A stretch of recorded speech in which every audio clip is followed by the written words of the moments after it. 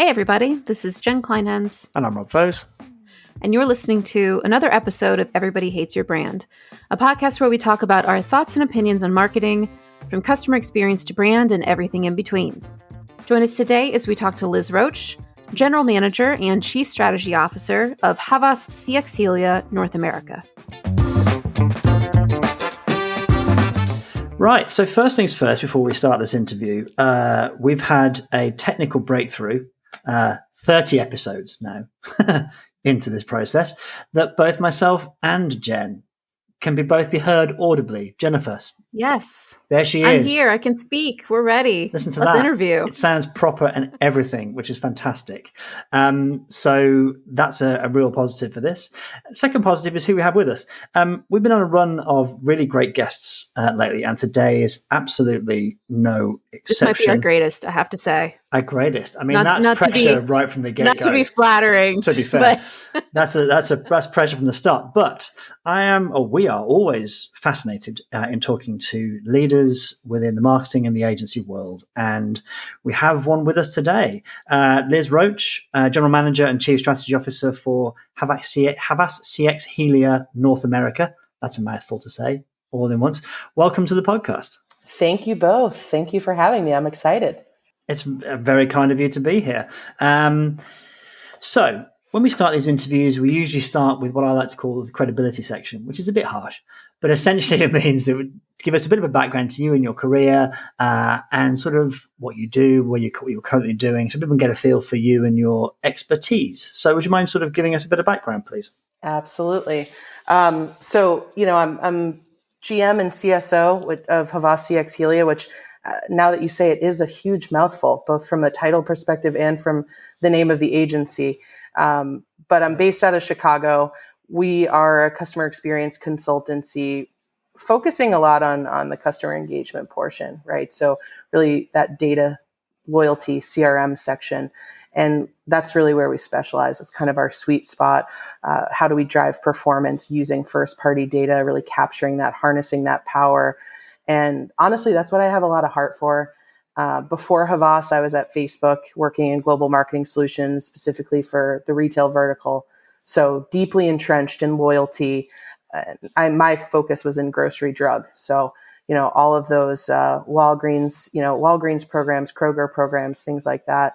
And loyalty was really the centerpiece of that work. Before Facebook, I was at Epsilon, and I was working in their digital solutions division, doing both data integration work as well as category leadership. So I do have a bit of an engineering background. I like to tinker with code. I can write some code. I can do a little bit of database engineering if called to it, although I'm a little rusty right now. But I've always kind of been so interested in that intersection of data and business, and how can we make marketing a sales driver, not a cost center.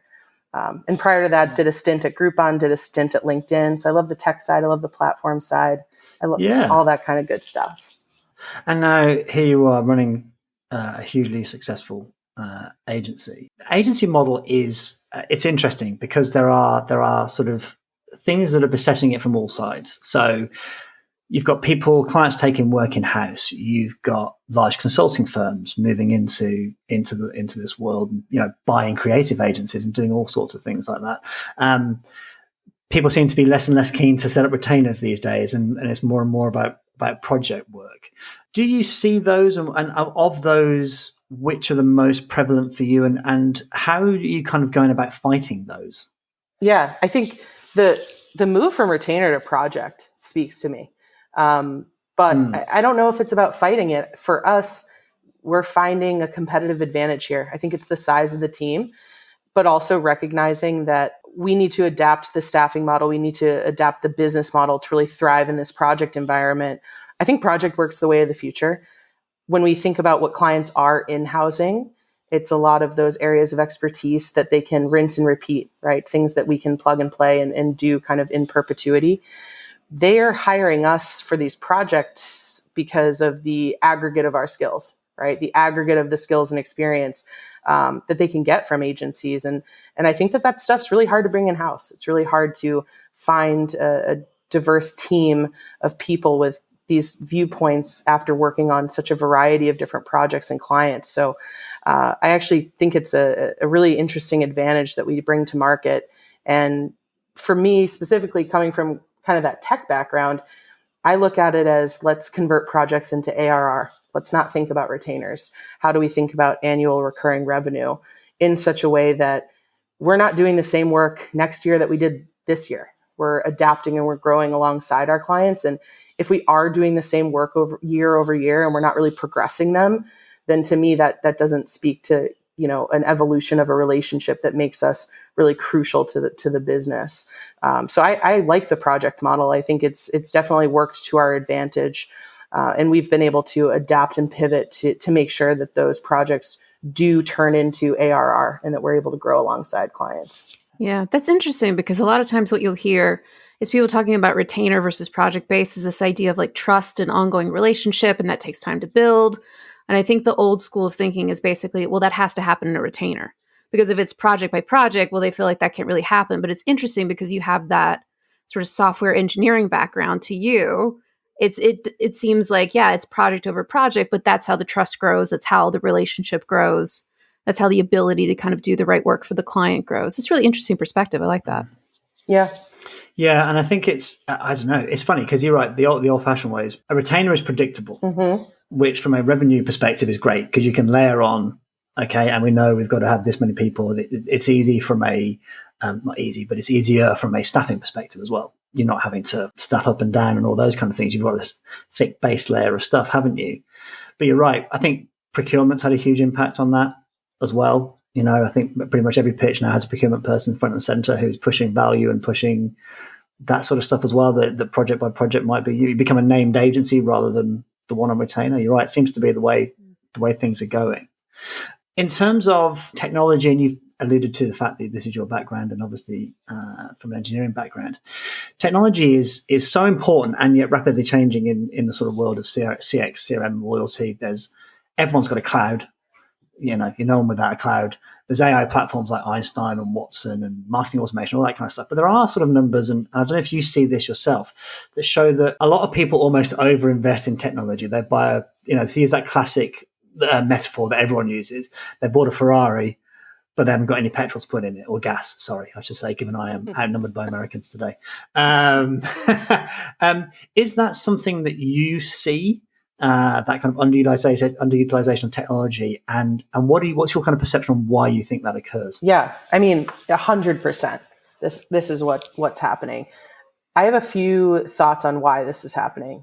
I think first and foremost, the average tenure of a CMO is less than an NFL coach, right?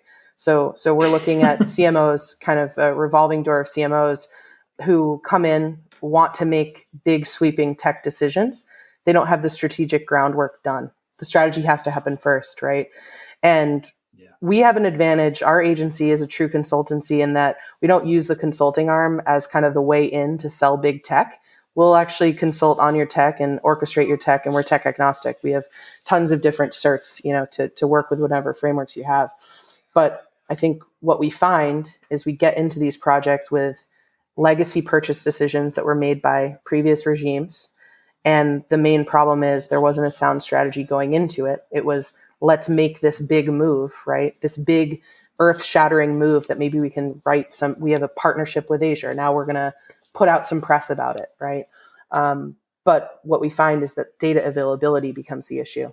Marketers think they have all of this data at the fingertips, but really the infrastructure might be that, hey, our offline data lives in a silo and our online data lives in a silo, and those two things have never talked, and we have different taxonomies and they can't even talk right now. So actually orchestrating that and putting it to work in a platform becomes nearly impossible because you don't have that background done. And I think there's to your point about the sort of life expectancy, probably for harsh way of putting it, but we were. I was working on Westpac, which is a big bank in Australia, and it's very difficult to get stuff built on their platform, whether CX based. At least it was back when I was working on it. And I was talking to a fellow strategist, and he said he met with one of the guys who was on the board, who was a non-exec chairman, and he said that the problem is that nobody is going to spend and justify spending billions of Aussie dollars or hundreds of millions of Aussie dollars ripping the guts out of the system and starting again, because the projected payback of that is 5-10 years, and they're on the board for 3. So there's also that long-term effect of like, oh God, that's somebody, a future person can deal with that, not me. Yeah, it's an interesting one, right? Because like Peter Drucker talked a lot about this bias for action. And I think that's even more like coming to the fore as you look at like a CMO that might be there for 2 or 3 years, right? It's like, well, of course, there's a biased action. If I do something, I must be good. I can point to this thing that I've done instead of maybe taking the time and thinking about strategy. Because that's the tough thing about strategy is like, you need it, but it takes time. Thinking is not always visible. And I think when you have people kind of coming into these high level jobs, like they want to look like they're making an immediate impact. And thinking and strategy doesn't always look like it's making an immediate impact. And then I think you compound it with this idea that like, there is a lot of short-termism, I think for a lot of reasons. And I think it can be really difficult to have long-term thinking when you're only going to make it halfway through this platform adoption process. I also think, and I'm interested, there's from your perspective on this, the tech companies are very good at marketing. They're very good at seduction of people. They're very good at, look at this majestic world that you could enter into. Anything can happen. Yeah. And I don't know if is that something you must have almost gone through that with Facebook, but this is this utopian world. When they do demos, it's always on beautifully pristine data and everything works immaculately. And then you actually get to work with them and it's like, doesn't work like that. Yeah. I think especially with marketers right now, everyone wants to bring in a CDP. I think I'm sure you guys are seeing that on your end too. CDP. We need a CDP. For those who don't know, CDP, customer data platform. Yes. Yes. We need a CDP. We need it. And you're right. The sales pitches are beautiful. I mean, the marketing that these companies are doing is incredible. I think the disconnect is there is so much work that goes into developing that CDP to be actionable and actually pay off from the business point of view that doesn't come with the license, right? It doesn't come with the purchase. There's a lot of work that goes into orchestrating that and making it work within your current infrastructure. And I think that's really where the struggle happens. It's a lot of clients who say, okay, we somehow pushed this through approval. We got this thing. I don't know now what to do with it, or I don't know how to make it work. Or I don't even know how I can deploy emails out of it, getting very basic and tactical. And we see that all the time. Yeah. It's a story that happens all the time. Yeah. I've seen it a million times. And the solution, as well as you said, is do your groundwork first, do your strategy first, figure out what you're going to try and do over the next year or so, year or 2 years, and then build off the back of that. Isn't it? Mm-hmm. Well, look, we always agree questions up front with our guests, but I'm going to call an audible now. Okay. And given that we're talking about technology, I'm fascinated by your time at Facebook, which you mentioned earlier, and also LinkedIn and those kind of places. Facebook is a divisive topic for a lot of people, whether as an end user or as a marketer, and obviously there's all sorts of fun and games between Tim Cook and Mr. Zuckerberg right now. What do you think are the biggest misconceptions about, I suppose Facebook in general, but also Facebook as a marketing tool and tactic? What are the things that people get wrong about Facebook? I think there are probably 2 things. I think a lot of brands think that because a Kardashian built a business on Instagram, that it's this magic rocket fuel that you just turn on and it goes. It's a self-service platform. Gotcha. There's a lot of work that goes into understanding it.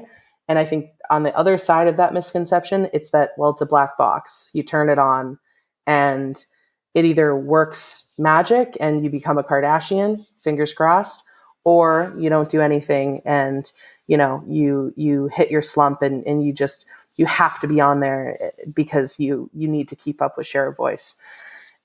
Essentially, with Facebook, there are so many resources because it's self-service. There are so many resources out there to kind of learn things like auction dynamics and how you can really hack your way to winning. And it's not just a black box. There's a lot you can get out of it too, right? Especially if you really integrate it into your stack.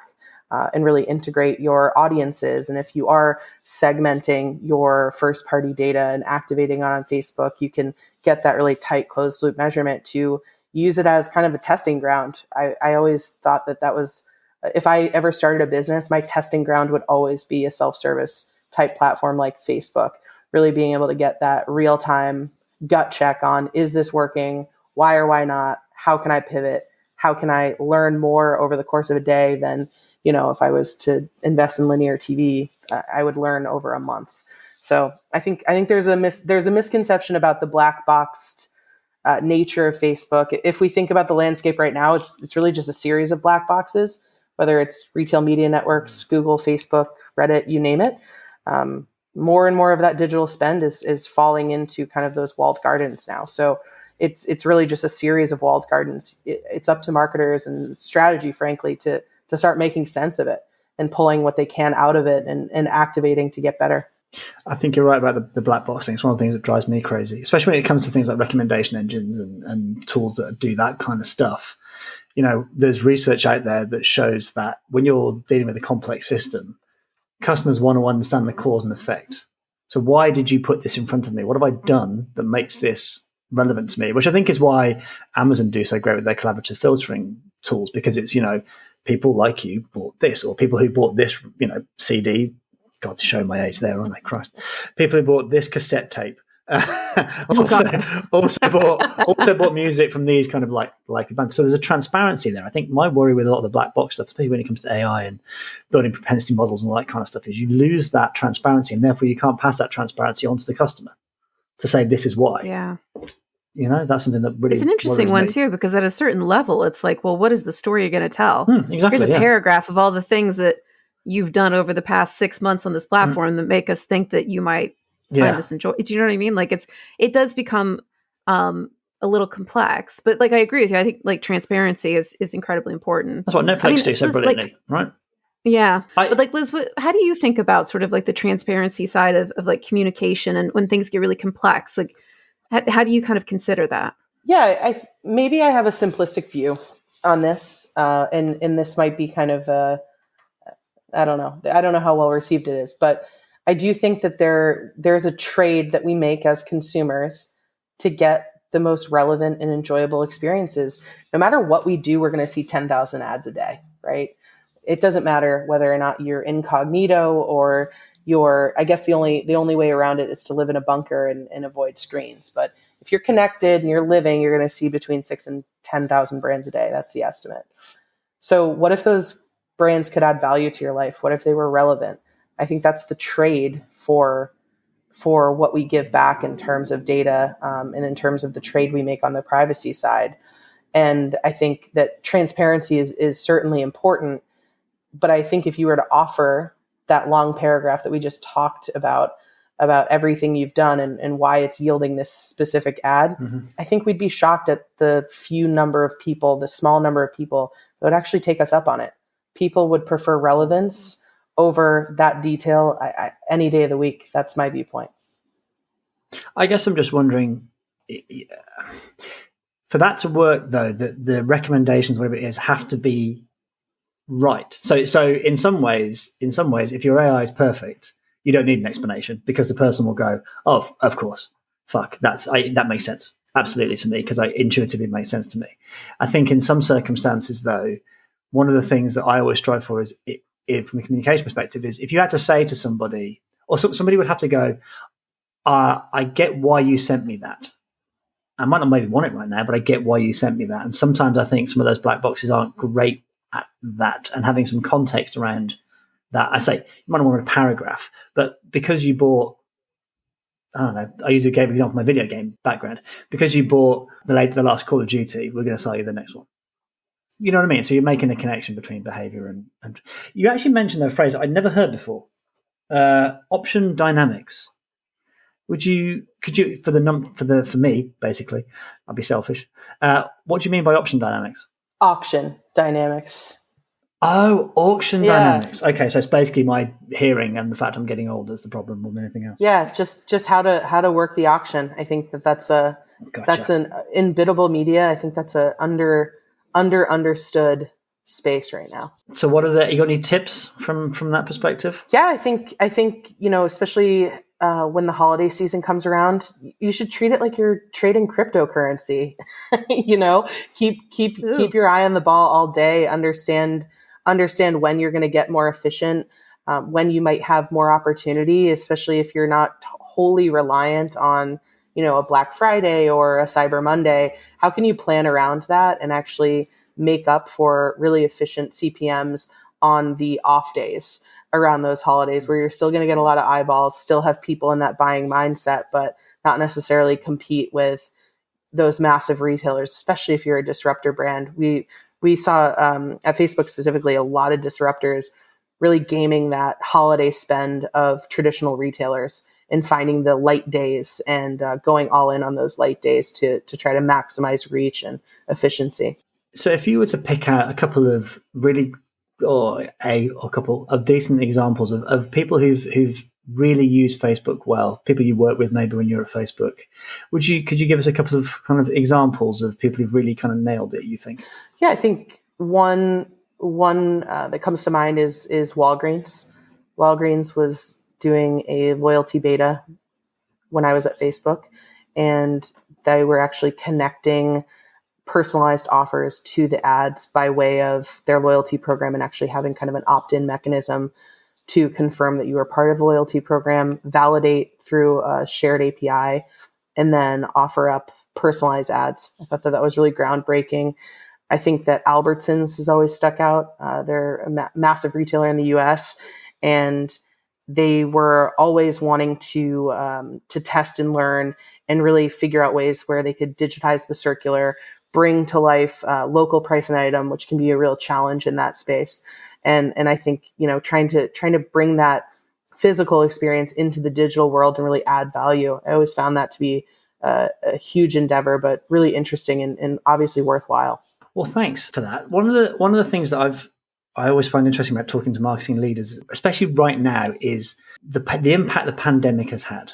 And interestingly, I think all of us on this call have started jobs during the pandemic, and in some cases are yet to meet the people that we work with on a day-to-day basis. As a kind of leader, what impact has the pandemic had on your agency, and how have you coped? How have you tried to kind of keep your team coherent and engaged and interested? Be really interested to know how you've kind of handled that. Yeah, I think it's been actually a really interesting and good experience in terms of strategic alignment. So for a long time, the agency I operate is in New York, it's in Chicago, Baltimore, and Richmond, Virginia. And with all of those locations, we kind of had this legacy organizational alignment around geography that wasn't necessarily functional. It wasn't let's match these functional teams together. It was we sit in the same space, so let's kind of have things roll up. One shakeup we made was just kind of looking at all the talent and finding like pieces and actually joining people up with their tribe, with their rightful coworkers or their rightful peers, and kind of reorganizing teams regardless of location. And we've picked up a lot of efficiency, but it's also created a culture of learning and cross-training people, learning new languages or learning new platforms, especially in on our tech side. That's been really, really beneficial. So I think in a lot of ways, it's freed us from kind of dealing with these arbitrary geographical reporting lines and let us really just focus on the business and our people within the business and how do we drive it forward. So how common was it before the pandemic then? Or you've joined during sort of the pandemic, but how common was it to just keep things in offices because that's sort of where the business fell? Was it a matter of like delegating to Richmond or Baltimore, or wherever it might be, just because they were closest to the client or had a certain skill set or whatever, the reason might be? Was that something that was happening a lot and now isn't happening at all? Or do you feel like it's a little bit of a mash or like a transition into what you're describing? Because I find that really interesting. Because I think, in the past, like like I went to grad school in Richmond, so they've got, the Martin Agency, they've got a couple of big kind of handful of agencies, but using Richmond as an example, it's not like a major city. I mean, it's a big city, right? Like it's in Virginia, it's kind of the middle of Virginia, but it's not like near a New York. It's not near Chicago or an LA. So what would end up happening is you would see the agencies there basically get, maybe with the exception of Martin, but get a lot of like, I guess, local clients, for lack of a better term, because they were the proximity. But what you're saying now is really interesting to me, because it sounds like, well, we get a client in and the client may be in LA or wherever, but the best talent for that client is in Richmond or Baltimore, Chicago, or wherever it might be. So that's how you're then assembling the teams to work on those clients. Yeah, absolutely. It's purely based on the right team for the right assignment. And I think it applies to my agency, but it also applies to the larger Havas ethos of Village, and I think we've been able to take that as a network. We've been able to take Village probably to the next level through COVID, thinking through all the global pitch work and the teams that we've been able to assemble for those global pitches, and working together to get the right people, the right lean teams together for some of these more complex challenges has worked for us within Havas CX Helia. But I've also seen that really, really exploding in a positive way across Havas. It's a bit more reflective of kind of how we do it in tech too, right? So Google and Facebook, it's all about cross-functional pods and assembling this lean pod format to service a client. And it's not really rooted in silos. It's rooted in expertise. And in that regard, you have an engineer on the team, you have an account person, you have strategy. And the fact that we're able to replicate that in the agency environment, it bodes well for clients. They get a lot more bang for their buck, and they get a lot of the right types of people working on the right types of problems or challenges for them. When, I don't think the world's ever going to return to exactly how it was, but when we've all been vaccinated and, travel's a little bit more easily and easy to do and all those kind of things, do you think there will be pressure to reverse some of those changes, or do you think it'll be just, this is just how it is now? I think we've all proven that we can do it and that we can thrive in the environment. I also think that certain people want to get back to the office for a variety of reasons, and certain people do a lot better from home. And I think as leaders, we can continue being really empathetic in our leadership and finding what's going to work for the team. I don't think it's one size fits all. I don't have the butts and seats mentality of, if you're not here till 5:30, then I don't consider, you adding value to this org. I know that there are a lot of nuances to life, and this pandemic has really proven that. So I think it's going to be some kind of hybrid.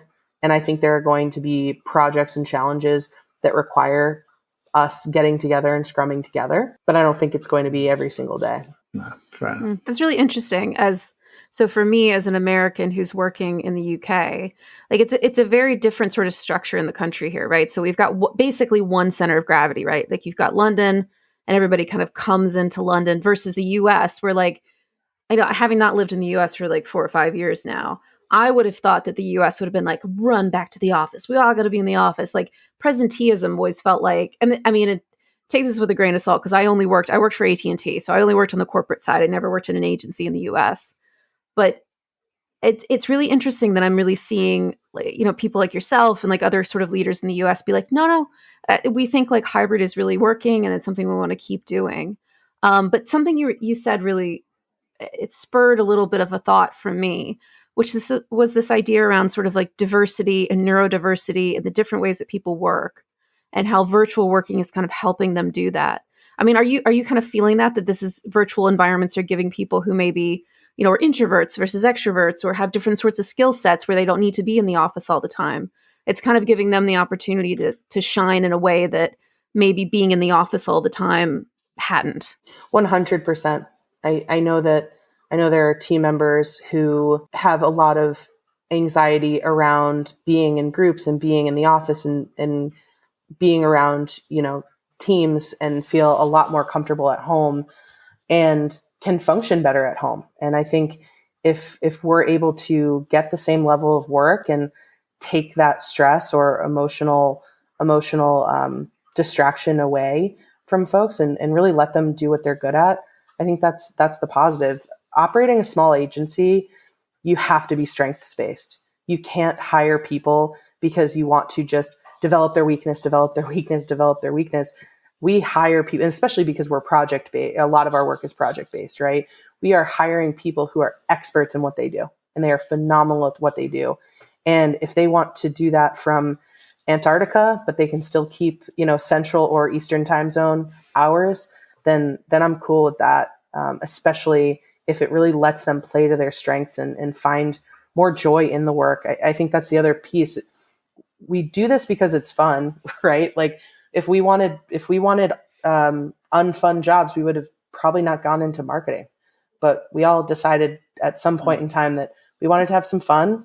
And so we got into this business, and I think that looks different for everyone. It doesn't mean for some that I want to go into an office and be surrounded by 50 to 100 other people and then go out for drinks every night. For some people, that fun is I'm at home, I have peace and quiet, and I'm able to really focus on what brings me joy, whether that's doing that engineering work or doing that data work or building models, et cetera. And it'll be interesting to me because the world has historically been to a degree built for extroverts. Yep. It's built, to some degree for the loud, for the gregarious. And I think a lot of the people who are that way are feeling very uncomfortable. But all it is a reversal of actually this is how introverts have felt for the last 50, 60, however many years this kind of office culture has been in place. And I think you're absolutely right. Trying to figure out how you can deliver against both is going to be fun. And there'll be technology bits to that. There'll be cultural bits to that. And it's going to be really interesting.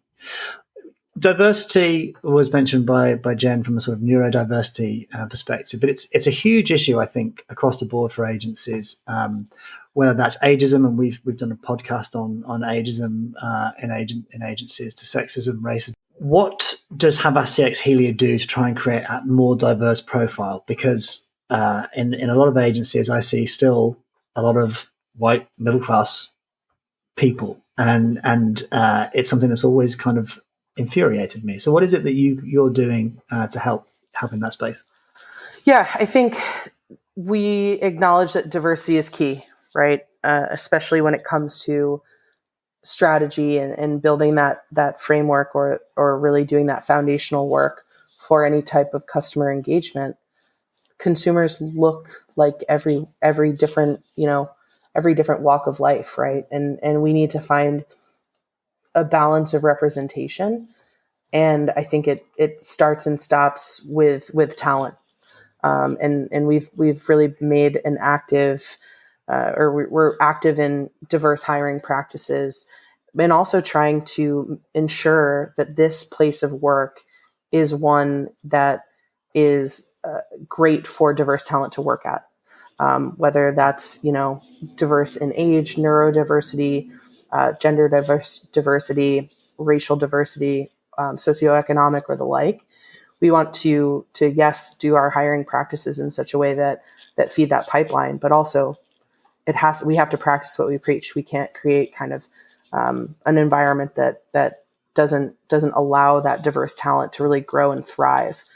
And I think that's really been on our leadership and on all of us to be empathetic and to really invest time and resources into making sure we're creating the space. And it comes with, yes, doing trainings, but also having open conversations about where are we falling short? How can we do better? And how can we create really open, safe space for voices to be heard, and be known as a place that is great to work for if you're diverse talent. So that's kind of the approach we're taking. I know Havas, on the whole, I sit on the Diversity, Equity, and Inclusion Council for North America. So there's a lot of resources coming down from that North America level, but the work has to be done on the ground as well. I have to say, so Liz and I worked together very briefly. I did a bit of freelance work for Havas CX Helia on a pitch recently, and I found it so refreshing when you said you need a male perspective on a particular product because your strategy team is all women, and it was such a wonderfully refreshing thing to hear that the strategy team was all female, and actually the issue was there wasn't there wasn't male representation, which is how extraordinarily rare that is. So fantastic. Well, look, thank you for spending time with us. We really appreciate you coming on and spending your time. Time zones is always a fun thing to deal with as well. So thank you very much for coming on and joining us today. It's greatly appreciated. Thank you. We do have one last thing. We usually allow our guests what we call the shill section. Okay. So if you have anything you'd like to mention, you want to mention how to get in touch with Havasi X Helia, if you've got a book, you've got a podcast, whatever it might be, we allow a little bit of spotlight time at the end. So if there is anything you'd like to shill, the spotlight is yours now. So take it away. Okay. Well, I don't have a podcast. This is the only podcast I've actually been on. So thank you both for having me. And I don't necessarily have a book or a publication as of yet. Maybe someday, remains to be seen. But I want to recommend a book for other leaders out there, and that's How to Be an Anti-Racist. I think it's crucial reading for all of us in leadership positions, and really helps us become not only allies, but people who can take action in terms of driving equity and inclusion forward. So I would mention that. And I guess if you want to get in touch with me, hit me up on LinkedIn, Liz Roche, or you can find us via our website, havasheliana.com, and you can submit anything in from that way. But thank you again for having me. It was a great time. No, absolutely. Yeah, thanks for coming on. We appreciate it. And for anybody who's looking for those references and hasn't written them down, we will put them in the show notes with links so people can link out to those. Once again, thanks very much. Great. Thank you. Well, you did it. You've wasted another perfectly good half an hour or so with Rob and Jen and the Everybody Hates Your Brand podcast. Again, you can find us on everybodyhatesyourbrand.com and your podcast platform of choice. Have a week. Take great care and be vigilant.